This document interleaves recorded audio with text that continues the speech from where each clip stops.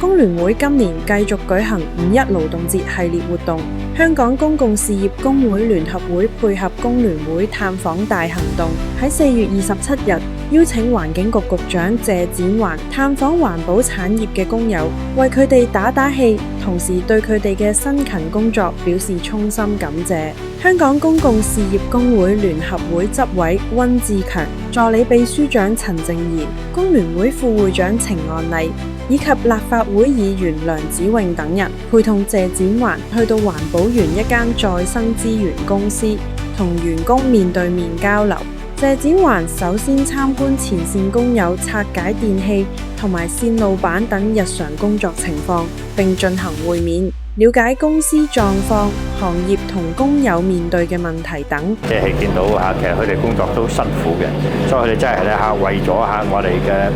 資源循環啦，係嘛？為咗服務我哋嘅社會咧佢哋真係都付出咗佢哋自己即係好多。咁喺度我覺得真係好值得感謝佢哋嘅，都好感謝佢哋。局長又同工聯會代表一齊向工友派發福袋，送上關心慰問，肯定勞動者嘅辛勤付出，亦都讓工友感受到自己嘅勞動價值被睇到、被尊重。局長嚟探訪我哋工友咧，局長咧就有嚟關心我哋嘅工作情況嘅。我都同局長咧如實咧反映咗，多謝工聯會同埋局長嚟今日嘅探訪。局長嚟探訪我哋咧，我都感覺到好開心，佢都關心我哋。咁嚟到呢個環保園參觀呢個回收廠，咁亦都睇到呢間公司呢間企業對工友嘅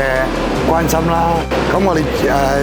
亦都會繼續跟進呢個行業嘅未來發展會係點。我見到工友咧，其實佢哋係好辛苦嘅，係無論佢哋嗰個工友權益啦，以至到佢哋而家喺嗰個工作環境當中一啲嘅安全措施啦，我哋都希望咧可以幫到工友咧大大提升佢哋嗰個情況。嚟到咧環保園探訪咗從事電子回收嘅工友，佢哋都反映咗喺行業裏邊嘅心聲。我哋希望咧工聯會係未來對接國家15規劃裏邊咧提出更加多嘅促進環保回收行業發展嘅好嘅政策。